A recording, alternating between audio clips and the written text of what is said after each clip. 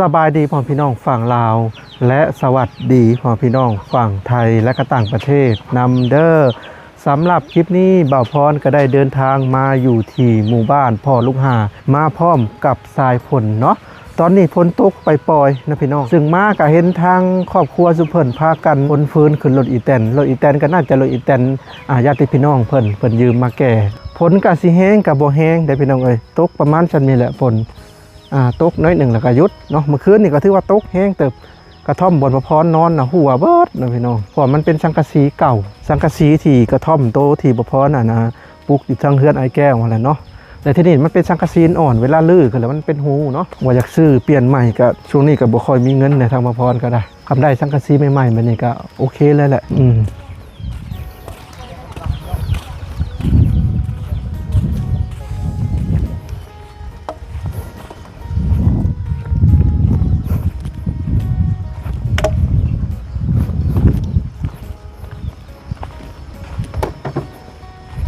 หมู่บ้านในบักไป2 ต้นเนาะเพิ่นบักไปสบายดีสบายดีคนพื้นไปหาเตาเต็มบ่อหลอดนี่บัดนี้เต็มเตาเดียวบ่หรือ2 เตา2 เตา2 เตาเลยบ่อ๋อ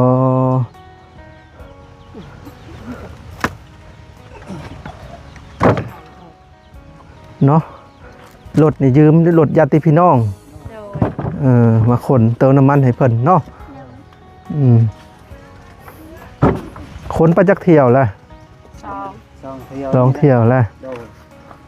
ฝนก็สิแห้งกับบ่แห้งเนาะตกพอดีไปปล่อยฮ้อนๆตอนนี้เอานะพี่น้องเอาแห้งนี่เด้เนาะกระดุดตัวนี้แหละหลายๆคนก็ว่าคือบ่เฮ็ดเฮือนก็คือมันบ่ตรงนะพี่น้องเพิ่นก็เลยตัดเพิ่นก็ตัดเอาแต่ตรงเนาะตัวตรงนี่เด้ตัวนี้นี่ได้นี่เศษยังตัวนี้อ้ายเฮ็ดแป้นบ่ตัวนั้นเด้ซะไม้แคนตัวนั้นจักเฮ็ดไม้เส้นเนาะไม้เส้นนี่เด้เนาะก็คือกระดุดตัวนี้แหละหลายๆคนก็คอมเมนต์มาเนาะพี่น้องว่าโอ้เสียดายไม้เด้ว่ะคือบ่เฮ็ดเฮือนจริงๆตัวมันบ่ขดจริงๆตัวมันขดนะพี่น้องเพิ่นก็เลยสิเอาลงเตาขดแห้งบ่มันบ่ถ้าแม่นเฮ็ดเฟอร์นิเจอร์นี่ได้เนาะได้ซอยแม่นเฮ็ดเฟอร์นิเจอร์เฮ็ดพวกตู้กับข้าวพวกโต๊ะนี่เอาแต่แกนนี่เนาะพี่น้องได้เบิดได้นะเฮ็ดแบบโต๊ะอีก็ได้แผ่นแบบหนักก็สมว่านั้นเฮ็ด6x6นี่ตีนโต๊ะอีนี่ก็ได้นะพอแถวนี้นะยังบ่ทันได้มีแบบว่าโรงงานเฮ็ดพวกตู้กับข้าวพวกโต๊ะพวกตั้งเนาะถ้ามาตั้งเฮ็ดแถวนี้คือสิดีเนาะพี่น้องพอไม้แถวนี้ยังพอมีเนาะบางทีก็หับซื้อกระดุดกระดิษระยะประมาณ1 เมตรหับซื้อชาวบ้านแต่ว่าโรงงานเฟอร์นิเจอร์นี่มีแล้วนะพี่น้องในเขตแถวนี้2 ที่เลยทีเดียว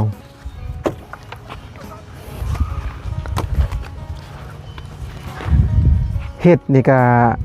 ก็โพสต์ขายทางโซเชียลนี่ก็ได้แล้วก็ส่งหับส่งจึงบ่พรก็มักอยู่อาชีพนี่นะพี่น้องอยากเฮ็ดอยู่อาชีพเฟอร์นิเจอร์นี่มักเฮ็ดเตียงเฮ็ดตั้ง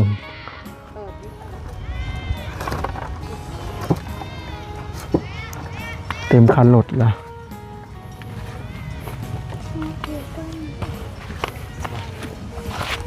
ใส่หมวกบ่สิละว่าแดดหน้าจังสีบ่ได้ดำพากินข้าวกินน้ำแล้วบ่ได้ยังกินปิ้งไก่ปิ้งไก่ตลอดน้ำเขามีเวลาไปหากินเฮ็ดแต่เวียกเนาะ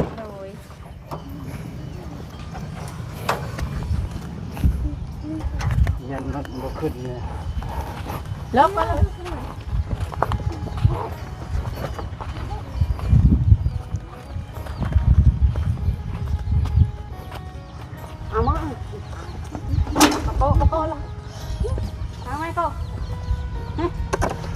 มื้อนั้นน่ะ FC เพิ่นคอมเมนต์มาเนาะเพิ่นบอกว่าลูกผู้น้อยนี่คือบ่ปล่อยให้ลิ้นก็คือมื้อนั้นเพิ่นบ่ได้อยู่นะพี่น้องเพิ่นให้เพิ่นอยากให้แม่อุ้มนะที่จริงเพิ่นก็ปล่อยลิ้นไปสิแหละ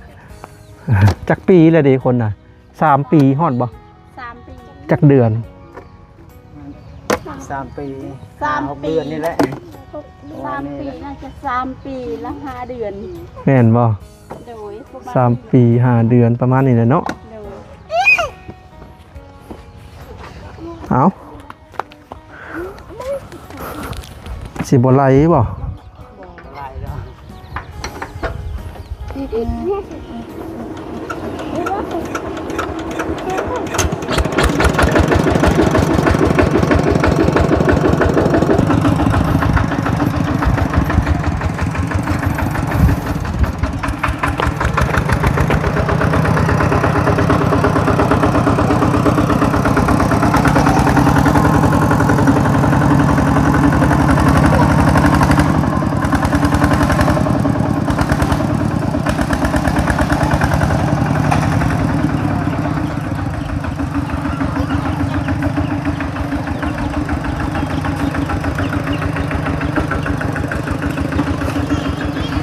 ไม้เฮือนของเพิ่นก็ได้ประมาณนี้เนาะพี่น้องได้เสาแล้วก็ไม้เส้นประมาณ10กว่าโตเนาะก็ยังขาดหลายๆอย่างอยู่ซึ่งเพิ่นก็เมียนเป็นระเบียบเรียบร้อยเนาะเพื่อบ่ให้มันขด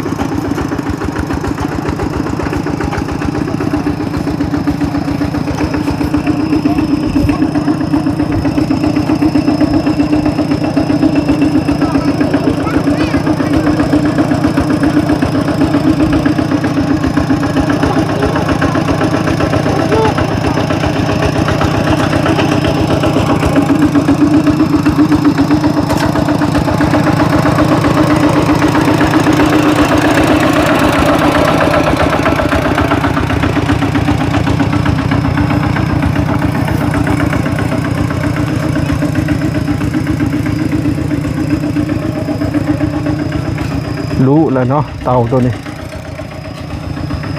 รู้กึ่งปือฝนตกหำ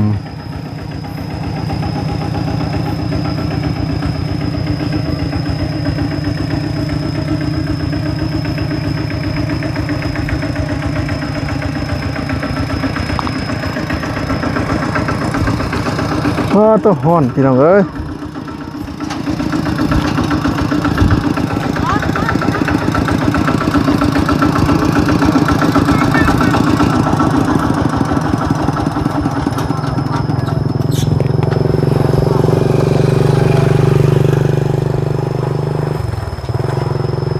หมู่บ้านแก่งลีนะพี่น้องอันนี้คือเส้นทางไปหมู่บ้านแก่งลีเมืองสนามบุรีแขวงสวรรค์นี่แหละเนาะ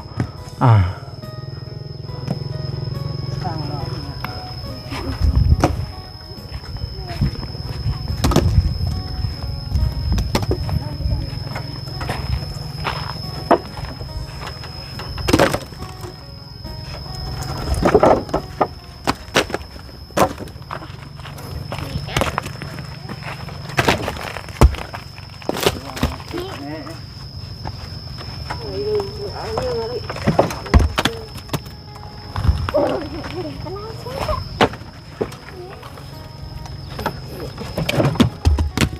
nhắm đó qua sang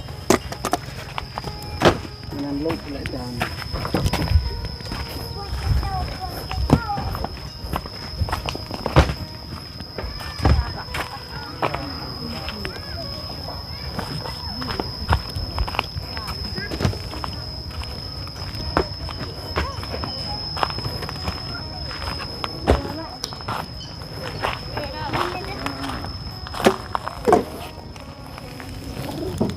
แบบนี้ก็ยังได้เด้อพี่น้องเป็นทาน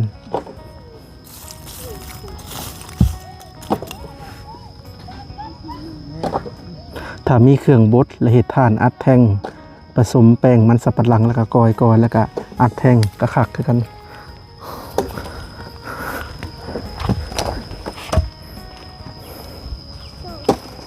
กำลังสิเต็มเนาะตัวนี้โอ้เลิกเนาะ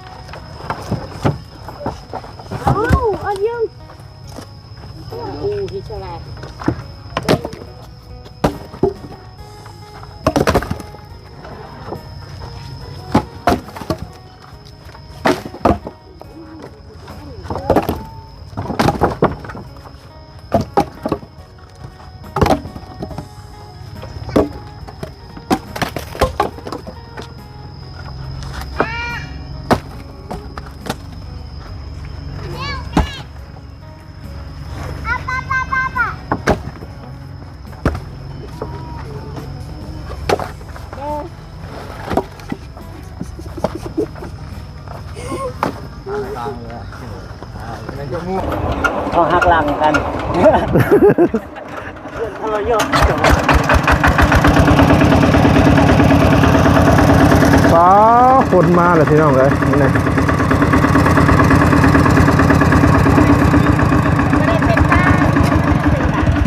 ฝนมาเลยเดี๋ยวเข้า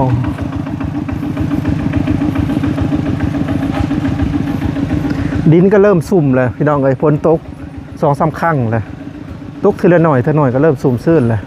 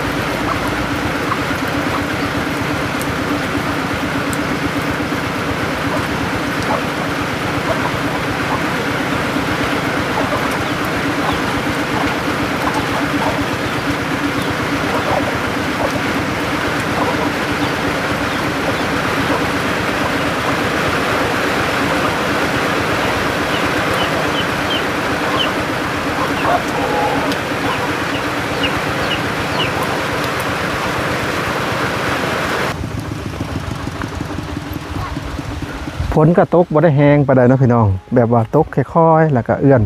ตัวนี้เอื้อนเลยนะพี่น้องก็คือตกในก้อนเมฆตัวใดตัวหนึ่งนี่เนาะก้อนเมฆถึงหัวประพรนี่ตกแค่นี้เองถ้าว่าตกแห้งก็คิดง้อเรื่องนึงนะพี่น้องที่ทางประพรคิดง้อเรื่องถนนหนทางว้าตัวเปื้อนเลยพี่น้องเลยเส้นทางเข้ามาหาบ้านพอลุงหานี่เปื้อนขี้ดินเหนียวดินแดงรถนี่พลาดตื่นคือช่วงนั้นบ่พรจะเล่าให้ฟังช่วงที่บ่พรมาใหม่ๆบ่พรยังบ่ทันลืมเส้นทางว่าซั่นซะบ่พรก็แล่นค่อยอยู่ดอกบ่ฮู้ว่าบ่อนใดมันลื่นนะพี่น้องอย่างเส้นทางไปบ้านกระทองเซบ้านเอื้อยบัวซีบ้านไอ้หมื่นบ้านไม่เท่าไทยนะ แห้งบ่อยากคิดสภาพเนาะช่วง 3-4 ปีขึ้นก่อนบ่พรไปตามหาคนอยู่บ้านลำเบียดเนาะก็คือเคสนั่นน่ะเราไปอเมริกา40กว่าปีตั้งแต่เมืองลาววนบุญเนาะพี่น้องเราก็เลยให้บ่พรนี่ไปตามหาพี่น้องเราอยู่บ้านลำเบียดบ่พรก็ช่วงนั้นก็พอดีก็จะดำนาแล้วช่วงนั้นเนาะพี่น้องบ่พรมาเขตแถวบ้านลำเบียดน่ะบ่พรบ่ฮู้ล่ม 2-3 เทื่อป๊อดดินดำๆนะพี่น้องเป็นดินดุ่งดินดำๆลื่นแห้งอะลีมันนี่ก็ฮู้แล้วว่าจุดได้ลื่นจุดได้บ่ลื่นเนาะจุดได้ลื่นจุดได้บ่ลื่นฮู้เลยพอมาอยู่พี่ก็ถือว่าครบปีหนึ่งพอดีปีหนึ่งเดือนหนึ่งเลยเด้นะพี่น้องมาอยู่เขตแถวจุดสุ่มเนาะก็มาอยู่ปีหนึ่งเลยนะพี่น้องทางบ่พรก็ได้มาปักหลักปักแหล่งอยู่เขตแถวนี้ซึ่งก็บ่เคยแบบว่าห่างบ้านห่างซองแบบนี้จักเถื่อได้ทางบ่พรก็ได้เพิ่งจะปีนี่แหละที่แบบว่ามาประจำมาปลูกกระท่อมอยู่เขตแถวนี้แล้วก็มาประจำอยู่พี่เนาะเพราะว่าจากบ้านบ่พรมานี่100 กว่าลักนะพี่น้อง100 กว่ากิโลเนาะก็ถือว่าไกลเนาะคิดง้อย้ำพ้นนี่แหละเนาะพี่น้องว้าดูปีกานี่ก็ผ่านพ้นไปด้วยดีปีกานี่ก็บืนขี่ตมสิว่าวบ้อนเนาะพี่น้องไปซอยทางทางน้องตุ้ยน้องมุ้ยนี่เนาะแล้วก็แถวๆนี่ลุยไปนะพี่น้องยามขี่ตมมาเปื้อนแห้งนะพี่น้องถ้าว่ายามพ้นนี่ก็ยางหลุดถ้าว่ายางเรียบๆนี่ไปบ่ได้ต้องใส่ยางน้ำเนาะยางน้ำกับบ่ไหวนะพี่น้องเพราะมันอลีอลอพวกสเตอร์หลุดบ่พวกเบรกบ่ไปไวเพื่อสิจบยามพ้นนี่เปลี่ยนเท่าไรสุดเนาะทางเปื้อนนะพี่น้องถ้าว่าทางงามๆหรือว่ายกตัวอย่างว่าทางบ้านเพิ่นนะแบบว่างามลาดยางไปทุกทีแบบทุกหมู่บ้านนี่มีลาดยางสบายแบบนั้นนะพี่น้องฝนตกกับบ่ย่านอันนี้โอ้ขี้ตมบ่จะว่าหมดเลยฝนตกเพิ่นก็บ่ได้หยุดเนาะทางครอบครัวเพิ่นนะพี่น้องเพราะว่าเพิ่นเฮ็ดให้มันแล้วเพิ่นว่าไม้แคนนี่ไปตัดเมื่อวานนี่เรืองได้ไม้แคนส่วนแล้วก็เจ้ามักเฮ็ดเฟอร์นิเจอร์แบบพวกวงกบหน้าต่างวงกบประตูนี่เด้นะพี่น้องอันนี้ก็สามารถเฮ็ดพวกตั้งได้เนาะตัดประมาณ1 เมตรจำนี้ก็ยังได้นี่เขาปาดเห็ดตั้งนั่งได้น่าเสียดายตรงนี้แหละนี่ไม่แคนได้เป็น10เลยเห็ดลูกติ่งเนาะลูกติ่งก็ทอดละ5-6-7 อันนู่อันละเท่าไรลูกติ่งอันละ20 กว่าพันพูเดี๋ยวนี้จะ200,000นะ10 ต้นนี่ก็ได้เสียดายนะพี่น้องเสียดายเลยเห็ดลูกติ่งเนาะอยากมีเงินเด้นะพี่น้องตั้งโรงงานเฟอร์นิเจอร์อยู่นี่แปรรูปเห็ดลูกติ่งบอเห็ดตั้งบอคักอยู่พร้อมกับมากอยู่การเห็ดแบบนี้เห็ดเฟอร์นิเจอร์เห็ดแบบตู้บนเอาไว้กับข้าวตู้กับข้าวไม้ก็มันบอดีแบบไม้พวกนี้คักไม่แคนนี่คักพี่น้องเลยที่ได้กระเพราถ่านที่แล้วก็มี FC หลายๆคนกับคอมเมนต์มาบอกว่าบ่พรอยู่ฝั่งนั้นเขาบ่ได้ห้ามกันบ่วะกับข้อกับบอสได้ค่อยห้ามเลยพี่น้องเอ้ยก็ห้ามอยู่เป็นห้ามแบบป่าสงวนนะครับห้ามอยู่แต่ว่าป่าในนาของเพิ่นนี่เพิ่นก็สามารถตัดได้นะพี่น้องคือในนาของเพิ่นคือแต่ละคนนี่บางคนมีนากว้างประมาณ 8-9 เฮกตาร์ป่าไม้หลายแล้วเพิ่นก็ตัดเอานาเพิ่นก็มานี่นาก็คือนาของเพิ่นก็คือเพิ่นมีสิทธิ์ตัดป่าไม้เนาะเป็นมาสิได้พี่น้องแต่สิได้ไม้นี่แปรรูปเห็ดเฟอร์นิเจอร์เห็ดตั้งโต๊ะได้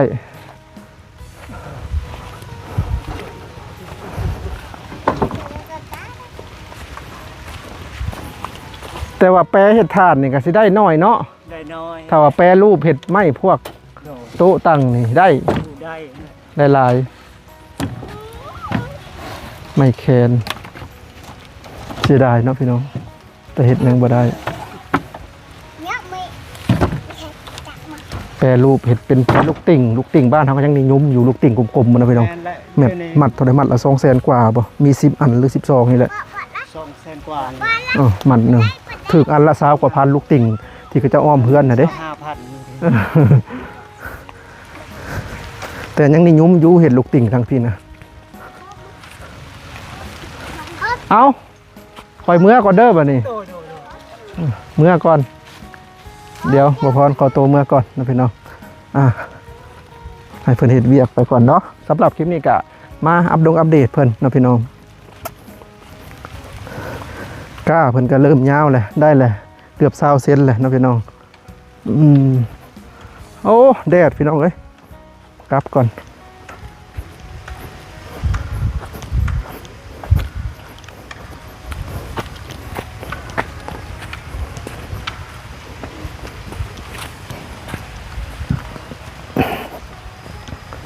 โอ้ฮ้อนเลยพี่น้องเอ้ย